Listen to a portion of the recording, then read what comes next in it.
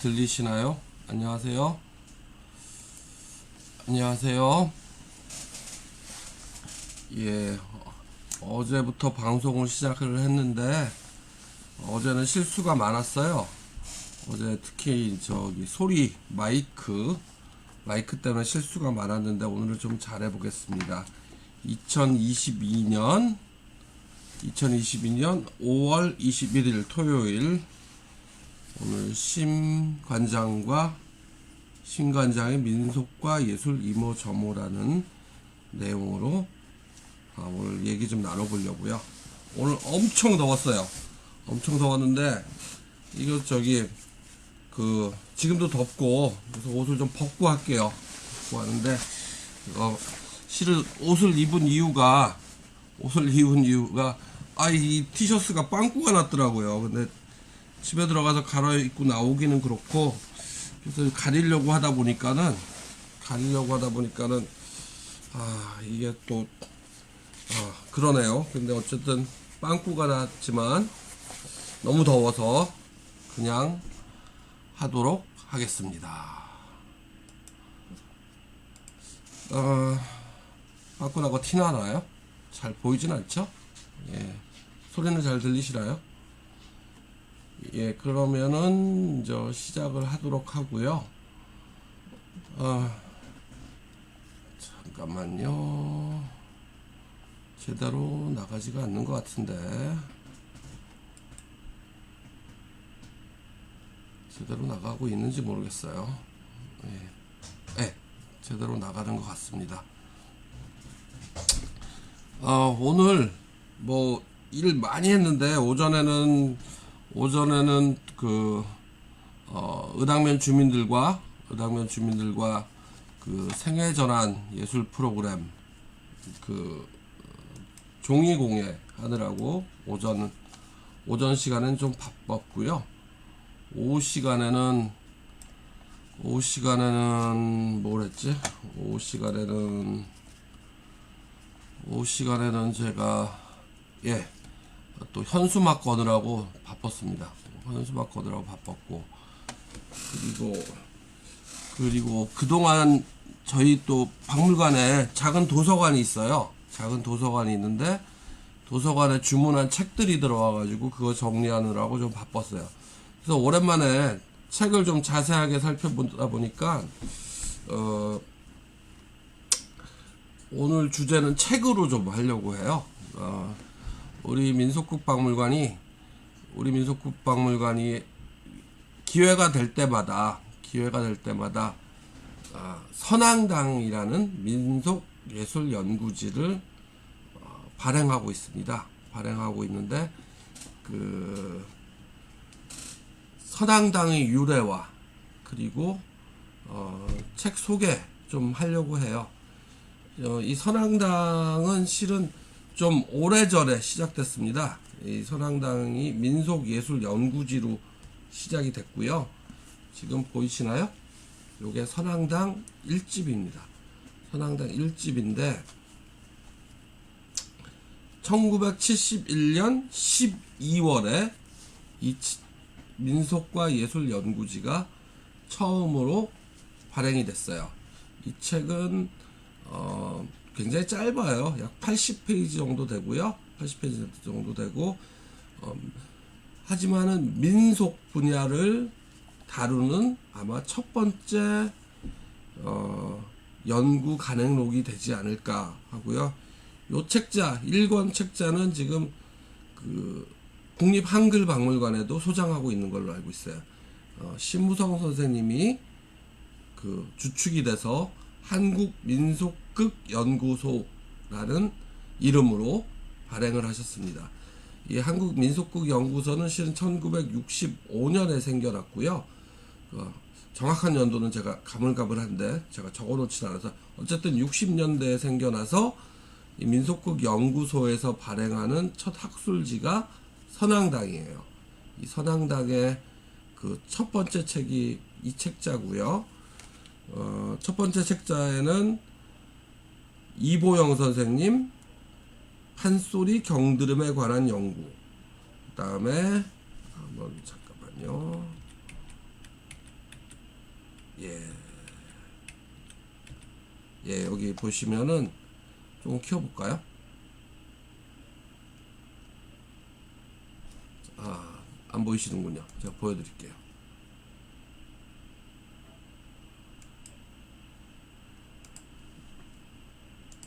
네, 조금 키우겠습니다.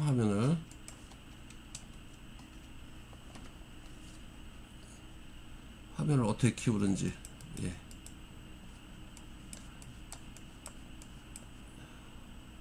네, 1971년 12월 15일 날 발행이 됐고요. 첫 번째 책에는 1914년 제주도의 탈놀이, 그리고 이보영 선생님의 판소리 경드름에 관한 연구, 조동일 선생님의 가명극의 공연 장소와 극중 장소, 그리고 심우성 선생님의 조선 줄타기 연희본, 그리고 채록 부산대학교 전통예술연구회의 수영 들로름 극본, 그리고 전국 중요 무형문화재 전수소 리스트, 이렇게 해서 80페이지 책자가 우리 한국민속극연구소의 첫 번째 간행물입니다. 이 간행물이 중요한 이유는 이 한국민속극연구소라는 이름 때문이에요. 이 한국민속극연구소가 서울에서 공주로 1996년에 이사를 오면서 이 한국민속극연구소가 공주민속극박물관으로 이름을 바꿨습니다. 이 공주민속극박물관이 첫 시작이 한국민속극연구소였고요. 아시는 분은 아시겠지만 제가 2020년에 잠깐만요. 지금 조금 과부하가 걸리는 것 같은데 괜찮나요? 2020년에 공주민속극박물관을 한국민속극박물관으로 이름을 바꾸게 되죠. 어쨌든 이 책자는 1971년에 1집이 나왔고 2집은 1972년, 3집은 역시 1972년 12월에 나오고 4집 1973년 4월에 나오고 중단이 됩니다. 중단이 돼서 이렇게 지금 1집 보이시나요? 예, 1집 있고요. 2집, 3집은 제가 가지고 있지 않아요. 3집 혹시 가지고 계시면 저한테 연락 주시면 저희 박물관에 꼭 소장하고 싶습니다. 여기 4집 있고요. 그 다음에 이제 80년대 80년 언제 나왔나 한번 볼게요. 80년대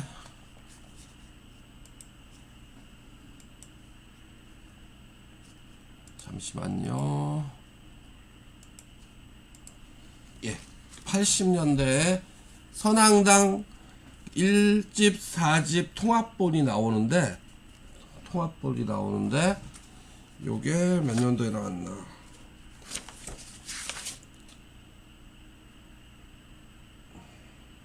눈이 잘 안 보여요. 저도 이제 나이가 먹어서.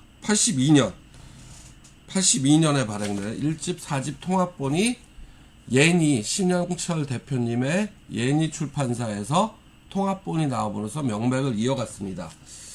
그런데 이제 우리 아버님 심우성 선생님이 2018년에 돌아가셨거든요. 2018년에 돌아가셔서 2019년부터 1년 후부터 제가 좀 아버님 심우성 선생님의 학술적 업무를 어떻게 살리고 좀 기리는 방법이 없을까 생각을 하다가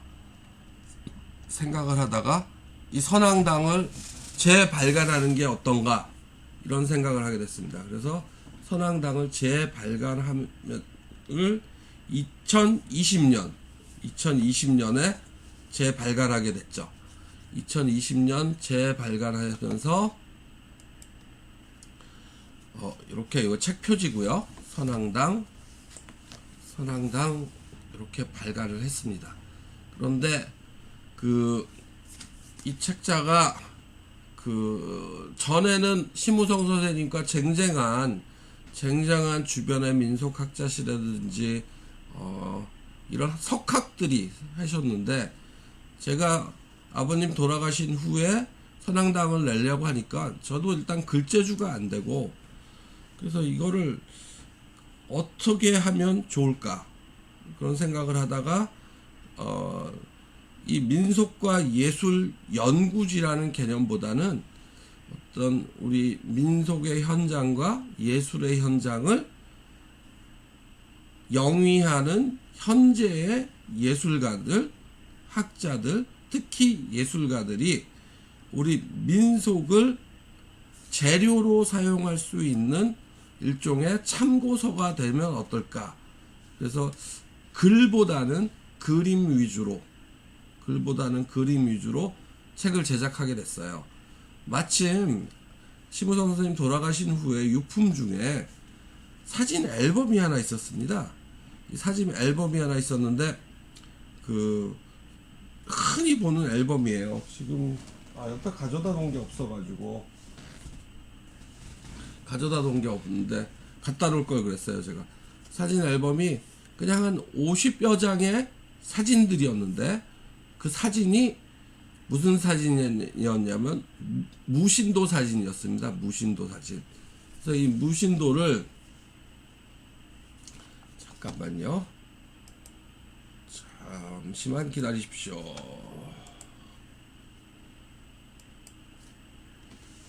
이 무신도를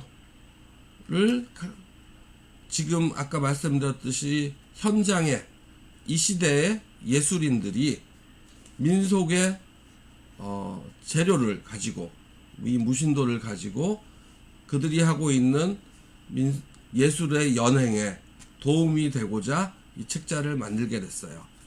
그래서 말씀드렸듯이 거의 사진 위주로 편성이 되어 있습니다. 사진 위주로 편성이 되어 있고요. 약 50, 말씀드렸듯이 사진 50장이었거든요. 근데 그 사진 50장의 뒤에는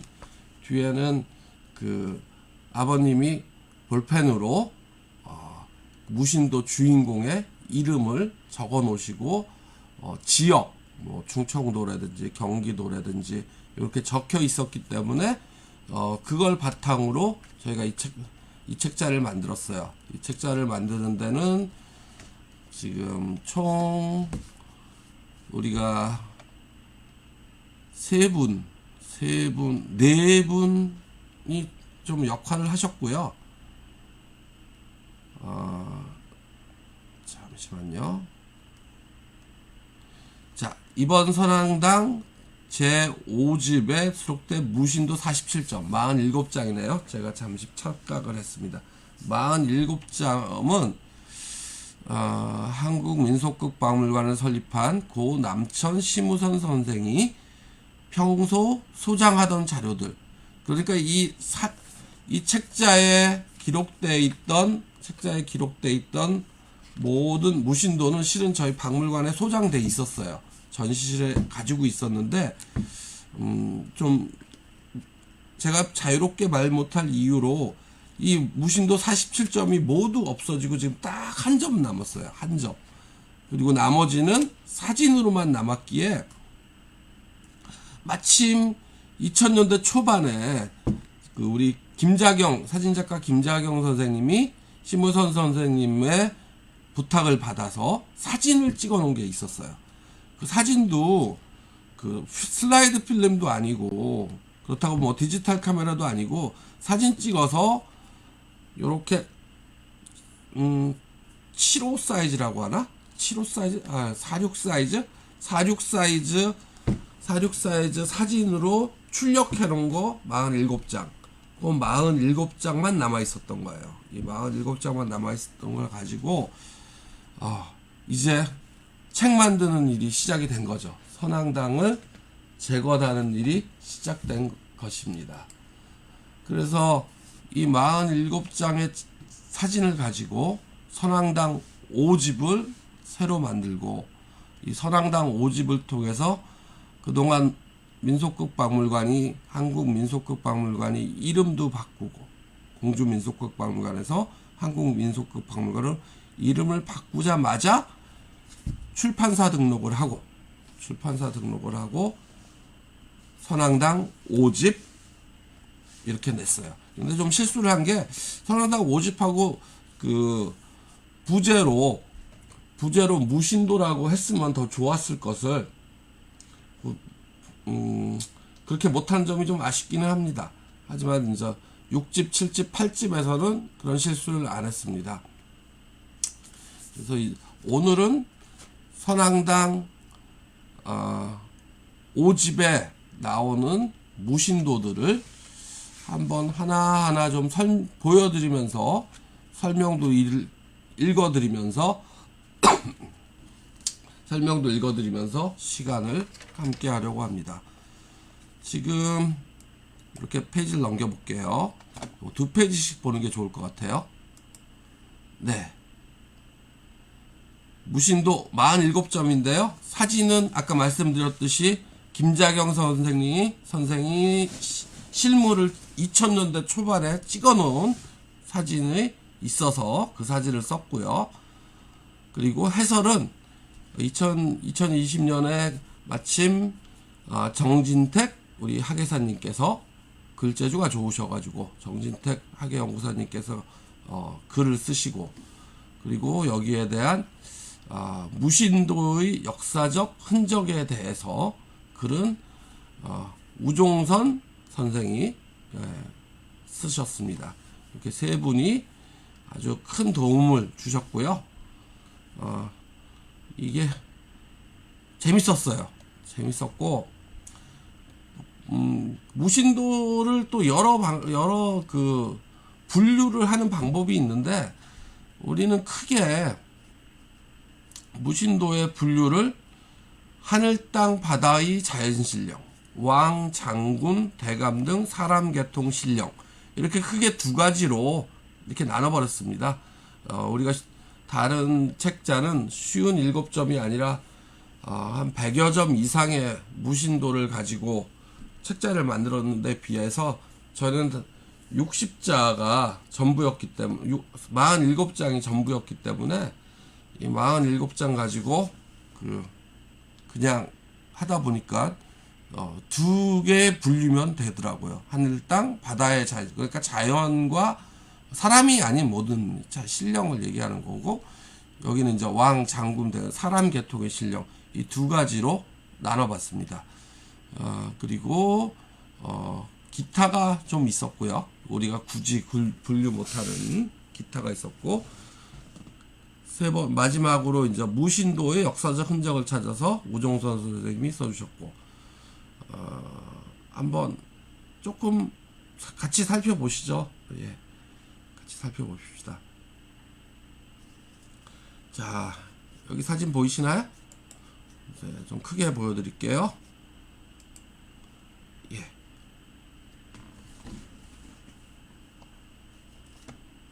이름이 뭘까요?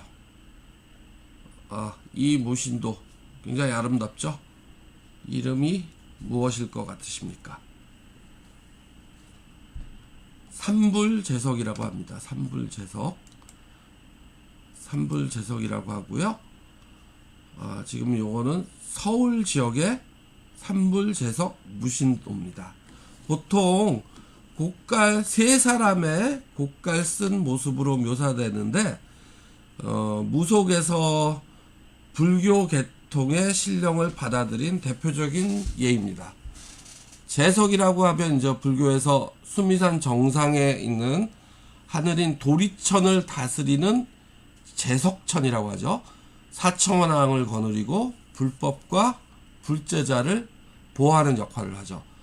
이 무속의 삼불제석은 하늘신, 천신의 성격으로 삼신과 비슷하나 비슷하게 이제 인간에게 재물복, 수명, 그 다음에 잉태를 담당하는데, 그런 이유로 인해서 이제 삼부를 산신, 수신, 농신으로 이렇게 표현하기도 합니다. 이들을 위해서 이제 구슬을 하게 되면 이걸 제석거리라고 하는 거고요. 이 제석거리는 대단히 중요한 거리로 취급되는데, 서울지방 세난굿을 아마도 얘기하겠죠. 세난굿 12거리 중 7번째가 제석거리입니다.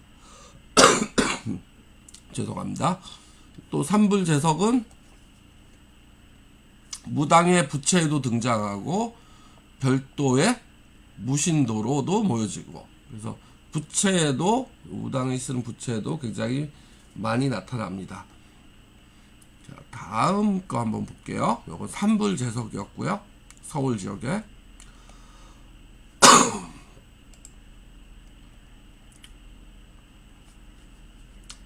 역시 삼불제석이죠. 삼불제석인데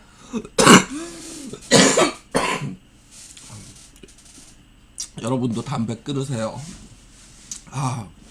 이 담배 어떻게 제가 끊어야 되는데, 뭐 말씀드렸듯이 이렇게 부채로 된 삼불제석이죠. 뭐 삼불제석에 대해서는 앞에서 자세히 설명을 해드렸으니까 그냥 부채도 있고 무신도로도 모여진다, 여기까지 하고 다음으로 넘어갈게요.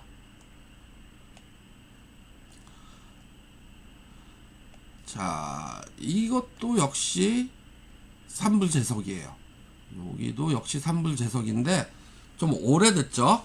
그래서 출처가 분명치 않아 가지고 어느 지역이라고 얘기하기가 좀 그래요. 색깔도 다 파란 것 같고. 그래서 그리고 채색이 완전히 돼 있는지 안 돼 있는지 살짝 의심이 가는데, 그래서 이게 삼불제석을 그리기 위해 준비한 밑그림이 아닌가 하는 그런 생각도 들고요. 이 중앙과 좌우, 중앙에 큰 제석님이 있고 좌우로 작은 제석님이 있어서, 이게 혹시 불교에서 아미타불이 가운데 있고 좌우로 협시보살, 그러니까 관세음보살과 대세지보살이 양 옆으로 좌우로 있는 것의 구도를 차용한 게 아닌가. 부처님의 모습은 아니지만은 그 모습을 차용해서 이렇게 이 무신도를 만든 게 아닌가 하는 생각이 듭니다. 자, 다음 페이지 넘어가 볼게요. 자, 여기도 역시 삼불제석이고요. 여기서는 가운데 제석님과 양 옆에 제석님의 크기 차이가 그렇게 많이 나지 않습니다. 그래서 이거를 제석천이라고 해서 불교에서 유래된 도리천의 천신이지만, 환웅, 단군, 완검처럼 이 단군 신화와 연결되지 하는, 그런 단군 신화와 연결시키는 분도 계시거든요. 하지만 여기에서 이렇게 고가를 쓴 모습으로 봐서 승려의 모습이라고 저희가 추측할 수 있겠죠. 머리 고깔, 투명한 고깔처럼 보이고 머리를 짧게 깎은 모습이 비치거든요. 비치는 것으로 봐서 무속의 원형이 불교화되는 과정이, 뭐 쉽게 얘기하면 무속과 불교가 이렇게 섞여 있는 그런 모습인 것 같아요. 잠시만 쉬었다가 하겠습니다. 잠시만 쉬었다가 할게요.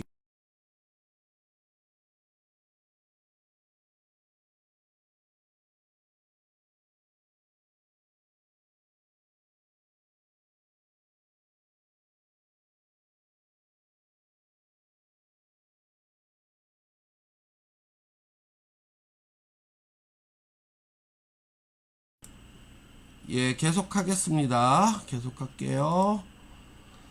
예, 잘 보이시죠? 예, 이 프로그램이 OBS 스튜디오라는 프로그램인데, 잠시만요. 전화 한 통화 프로그램이 OBS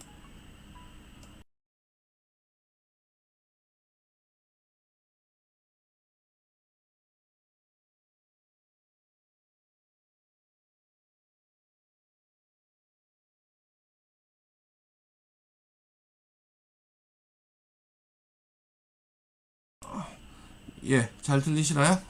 네, OBS 스튜디오라는 프로그램인데 제가 배운 지 얼마 안 돼가지고 사용하는 게 능숙치가 않아요. 자, 재석 얘기했고 보시다시피 산신이죠. 산신. 호랑이 타고 있고 호랑이하고 사람하고 같이 나오면 무조건 산신이라고 보시면 됩니다. 호랑이하고 사람하고 나오면 무조건 산신이라고 보시면 되고요.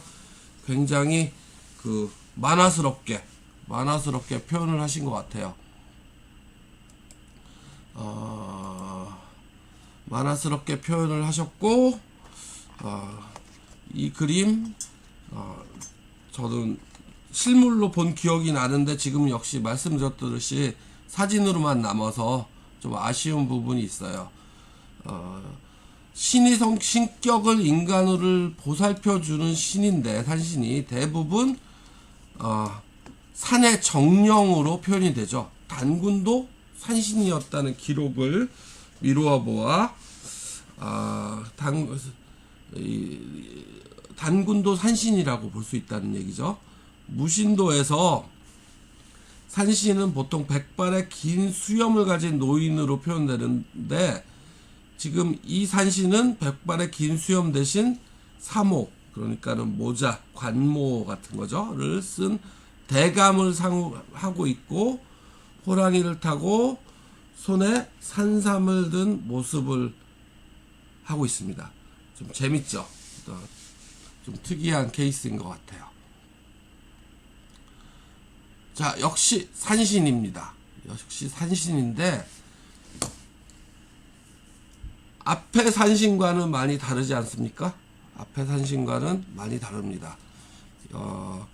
이 산신님은 앞에는 수염을 기르신 할아버지 산신이었던 데 반해서 지금 이 산신님은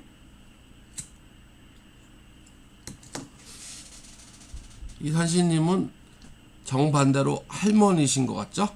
할머니고 역시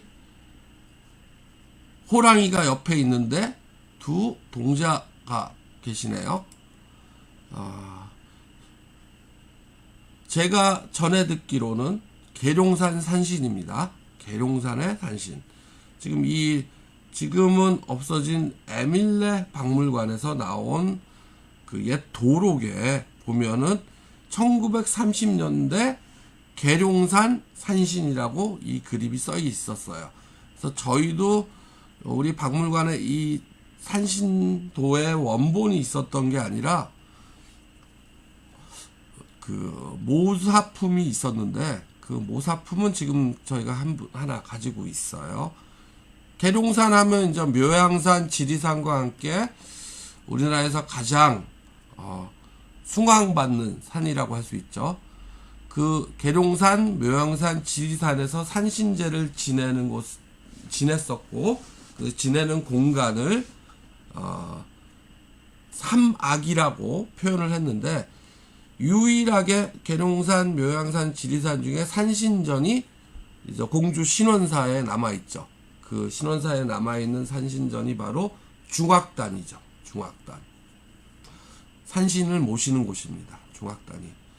지금 이 사진의 계룡산 산신님 무신도는 1930년대 중악단 인근 마을에서 발견되었다고 합니다.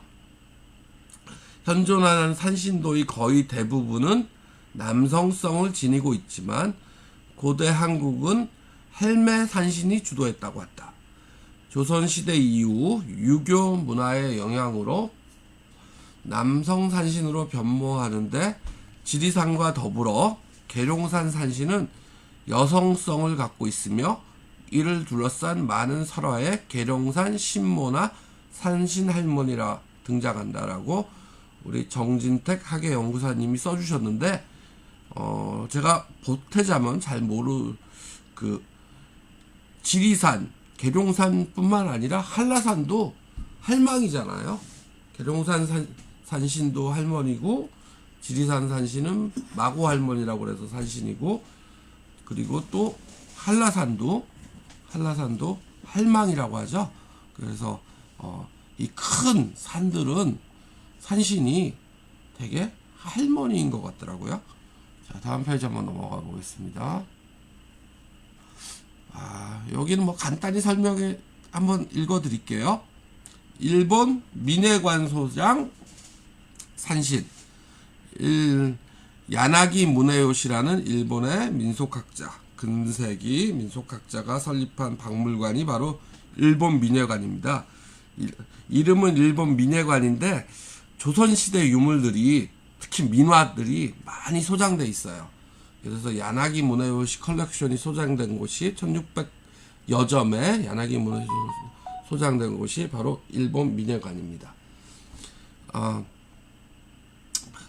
이 산신도는 19세기에 제작되었다고 하는데, 산신이 호랑이 위에 앉아 있거나 거느리고 있는 다른 산신도와는 달리 호랑이가 산신을 감싸고 있고 색채나 표현이 강렬하면서 호랑이가 강조된 도상이다. 또한 다른 산신도에 비해 호랑이 묘사에 민화풍이 짙게 드리운 점도 특이하다. 네, 다음 넘어가겠습니다. 역시 산신이죠. 산신의 다른 모습. 지역은 좀 특정 짓기가 힘들 것 같네요. 자, 다음 한번 넘어가겠습니다. 산신은 산신인데 지금 호랑이가 없어요. 호랑이가 없어서 아마 이 산신이라고 안 부르고 도사 할아버지라고 부르시는 것 같아요. 산신하고는 느낌이 좀 다르시긴 하네요. 그런데 앞에 다르죠? 앞에하고 그동안 봐왔던 사진에서 도사 할아버지라고 그 심우성 선생님이 이 사진 뒤에다가 써놓으셨어요. 써놓으셨기 때문에 그냥 저희도 도사 할아버지라고 부르도록 하겠습니다. 도사란 흔히 도교를 숭앙하고 수련을 통해 도의를 체득한 사람을 말하는 거고요. 그 무속에서, 신앙에서 도사는 일반적으로 무당이 도의 경지에 들 수 있도록 도움을 주는데, 할아버지는 무당들이 자신이 모시는 신령을 흔히 부르는 호칭이기 때문에 이 두 가지를 합쳐서 도사 할아버지라고 하는 것 같습니다.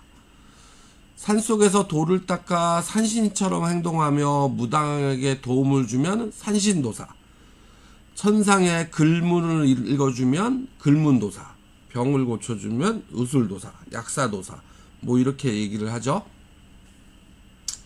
이 그림의 할아버지는 산신도사 할아버지라고 하는 게 더 맞을 것 같아요. 왜냐면은 머리도 일단 민머리시고 가사를 입고 계시고 염주가 있는 것을 보아서 불교의 영향도 많이 받은 것 같습니다. 가장 전형적인 산신의 모습이죠. 가장 전형적인 산신의 모습인데, 경기 지역의 산신이라고 적혀 있고, 부군당 신령으로 모셔진 산신님이다.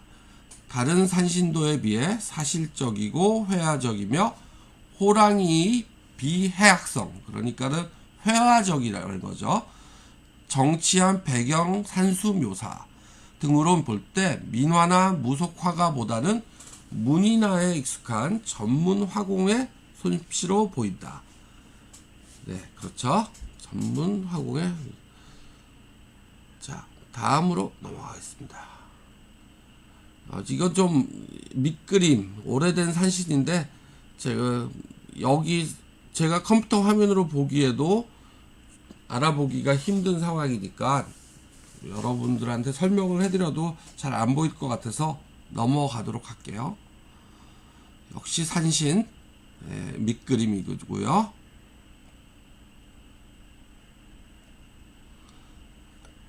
산신에 또 반대되는 개념이 있죠. 용왕인빛입니다. 용왕님. 이 용왕님은 황해도 지역의 용왕님 무신도라고 합니다. 용신, 사해 용왕 등으로도 불리는 용의 신격이 바로 용왕님이죠. 바다의 안전과 풍어신으로 신앙되며 비를 관장하고 해안 지방에서는 마을을 지켜주는 동신으로 모셔지죠. 용은 옛부터 물과 관계 있는 상상의 동물로 농경사회에서는 중요한 동물로 간주되어 왔습니다. 그렇기에 용왕은 무속에서도 기우, 풍우와 관련하여 중요하게 모셔지는 신이었습니다. 산신령이 호랑이를 타고 있듯이 용왕도 용을 타고 있거나 용의 머리 위에 서 있기도 하며 아예 사람이 생략되고 용으로만 또 표현되기도 합니다. 원래 용에 대한 신앙은 인도에서 불교를 통해 중국에 정해지고 도교에 적극적으로 흡수되어 사해 용왕 등 구체적 형태의 신앙이 되는 것입니다. 네, 용왕 보여드렸습니다. 역시 용왕이시죠? 네, 여기에는 안 적혀 있는데 제가 나중에 알아본 결과 이 용왕님 무신도는 김북일 선생님이라는 분이 그리셨어요. 김북일 선생님이라는 그리셨고 족자 형태로 만들어져 있던 건데 이 책자에는 사진만 들어가다 보니까 저희가 이 원고 작업을 할 때는 그 내용에 대해서 못 집어넣었습니다. 김북일 선생님의 용왕님, 용을 타고 계시면 용왕님, 호랑이를 타고 계시면 산신님. 그것만 알아도 오늘 많은 거 공부하는 거 아닐까요? 네, 다음 넘어가 볼게요. 역시 용왕님. 용을 타고 계시니까 용왕님이시겠죠? 예.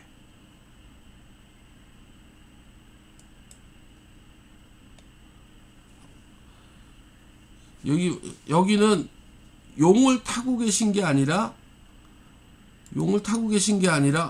두상, 얼굴 자체가 용의 형태를 띠고 계시네요. 얼굴 자체가 용의 형태를 띠고 계시니까 용왕님이라고 안 부르시고 용장군이라고 부릅니다.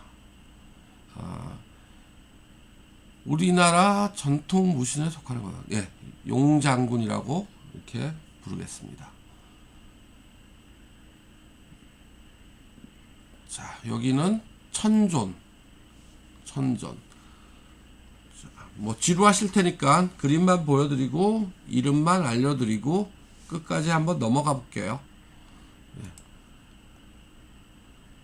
여기는 부군님, 부군당에 모셔진 주신이시죠. 부군님. 이 무신도도 역시 김북일 선생님이라는 분이 그리셨어요. 제가 알기로는 천안에 계셨던 걸로 기억이 하는데 지금 연락처가 끊어지셔서 만약에 살아계시다면은 나이가 한 80 정도 되시지 않았을까. 우리 한국 민속극박물관에 1층에 단청이 그려져 있는데 이 천장에 단청이 그려져 있거든요. 이 천장 단청을 그리신 분이 김북일 선생님이신데 이 김북일 선생님이 10개의 족자 형태의 무신도를 주셨는데 그 중 하나예요. 부군당에 모시는 부군님.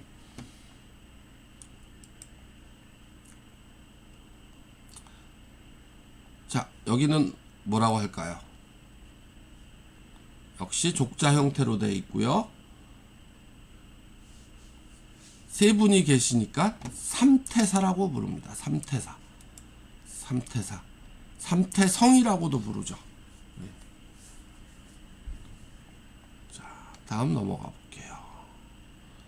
자, 여기 몇 분 계시죠? 한 분, 두 분, 세 분, 네 분, 다섯 분, 여섯 분, 일곱 분. 7하면 생각나는 7이라는 숫자는 칠성님을 이야기한다. 칠성. 예. 칠원성군이라고도 한다고 하네요. 칠원성군. 인간의 생명, 출생, 죽음, 그리고 기륭화복을 주관해요. 별의 신이시죠. 별의 신. 재밌죠? 요거는 벼락장군. 벼락장군.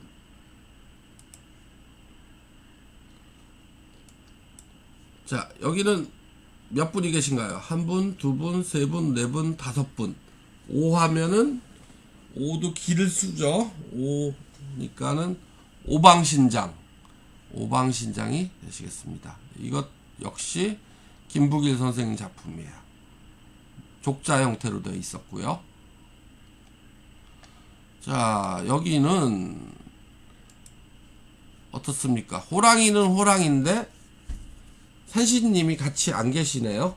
산신님이 같이 안 계시니까, 네, 산신님이 같이 안 계시니까, 아이고, 많이 지나가 버렸나요?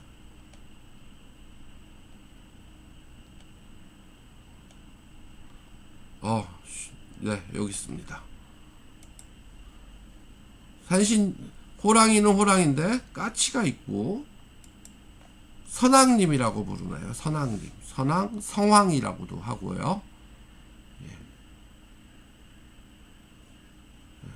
사람이 없고 호랑이 하나만, 호랑이 한 마리만, 한 분만 이렇게 표현을 했습니다. 잘 안 보이니까 넘어가는데 하나, 둘, 셋, 넷, 다섯 분인 오방신장이라고 보시면 되겠어요. 보통은 오방신장이라고 하면은 이 각 신장의 크기를 비슷하게 그리는데 여기는 중앙에 크게 그리고 내부는 작게 그린 게 이게 좀 독특하고요. 이것도 역시 밑그림이라고 생각됩니다. 자, 여기는 신장은 신장인데, 자, 글을 쓰고 계시죠? 글을 쓰고 있으면 무슨 신장? 글문신장. 글문신장님. 예. 글에 글문이 튼다고 하는데, 제가 글문신장님들 글문 튼 분 몇 분 만나봤는데, 할아버지로 글문 할아버지라고 모시는 그 무당님들, 법사님들을 몇 분 만나봤는데 재밌더라고요. 예. 자, 여기는 책을 보고 있고 뒤에 칼이 있고 범상치 않으신데요? 뭐라고 적혀있나 볼까요? 역시 글문신장인데 뒤에 저게 청룡 원월도 같은데, 청룡 원월도 같아서 관우도상하고 글문신장하고 섞여 있어서 이름을 꼭 어떻게 불러야 될지 조금 아리송합니다. 예. 자, 여기는 쉽죠. 왜 쉽냐? 장군은 장군인데 발 밑에 작두가 있습니다. 작두가 있으니까 작두신장. 자, 여기도 쉽죠. 예. 단군. 네, 단군님.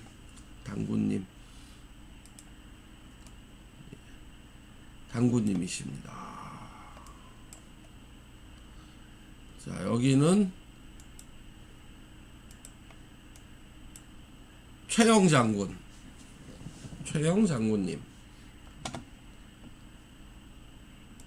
뭐 굳이 설명할 필요가 없겠죠. 제가 최영 장군님 같은 경우는 여기 좀 멋있지 않으세요? 이 얼굴 달리는 말을 여러 각도의 얼굴로 표현하신 것 같아요. 이걸 무슨 기법으로 합니까? 기법이라고 할까요? 이 미술 표현에서는. 자, 뭐 저는 이 무신도가 상당히 인상이 깊게 남더라고요.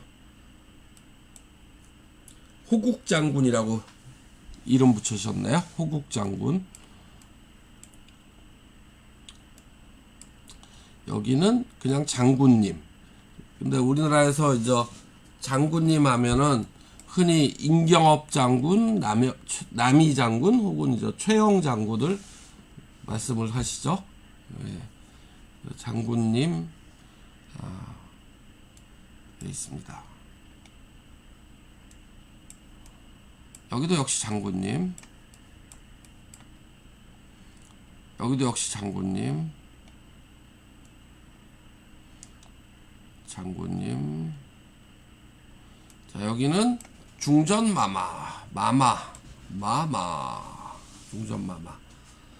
마마라고 하면은 천연두를 지칭하죠. 천연을 지칭하는데 돌림병이 이제 두려움의 대상이었던 만큼 고귀한 질병 자체를 병 자체를 관장하는 그런 고귀한 신으로 받아들여져서 그 무속의 신령이 되신 게 아닌가 이렇게 생각됩니다. 여기도 마마. 근데 동남 동녀를 모시고 있는 게 아까 거하고는 좀 다르네요. 여기도 역시 마마님. 구조가 같죠? 동남 동녀. 뭐 위치, 동남 동녀의 위치는 바뀌었는데 전체적인 그림의 구조는 같습니다. 자, 여기는 별상. 별상은 흔히 이제 왕위에 오르기 전에 억울한 죽음을 당하거나 이걸 지키지 못한 원혼, 전쟁터에서 비극적인 죽음을 당한 원귀들이 이제 신령으로 변한 모습을 이제 별상이라고 하죠.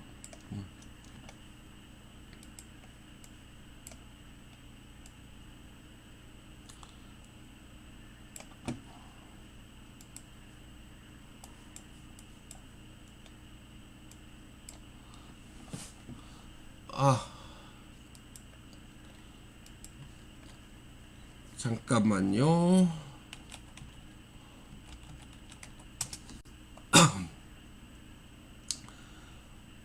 이 선앙당 책을 혹시나 필요로 하시는 분이 계실까봐 그럴 수도 있잖아요. 예. 제가 교보문고에서요. 교보문고 링크를 하나 넣어 놓겠습니다.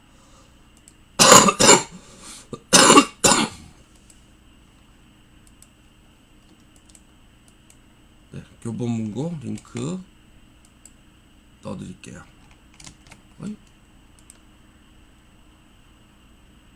복사가 안 됐냐? 안 됐네요. 네, 혹시나 구입하시고 싶은 분들은 이 링크를 보시면 될 것 같으세요. 자, 별상 봤고요. 여기는 대신 할머니. 부채 들고 있으면은 대신 할머니라고 흔히들 얘기하죠. 여기는 어사대감. 왜 어사대감일까요? 어쨌든 뒤에 그렇게 써 있었어요. 이름은 부르는 사람마다 좀 다를 수도 있고 개인마다 좀 다르기 때문에 어느 게 맞다 틀리다 정확하게 얘기하기가 쉽지 않습니다. 자, 여기는 창부시죠. 창부시. 예. 피리 부르고 말 타고 피리 부르고 있으니까 창부시. 말은 안 탔지만 피리 불고 신나게 노는 거 봐서 여기도 역시 창부시다 이렇게 얘기할 수 있겠고,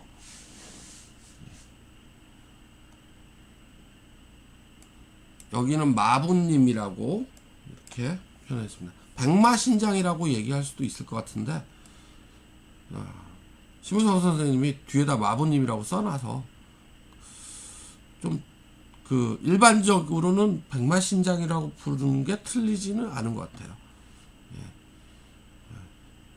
이 사진 뒷면에다 마부님이라고 딱 하고 써놓으셔가지고 저희는 그냥 이 책자에는 마부님이라고 썼습니다. 역시 무신도인데 이거는 저기 그 그림이라기보다는 신장대에다가 이렇게 그린 건데 좀 독특하죠. 강노심 선생님이 만드셨어요. 강노심 선생님이 만드셨고요.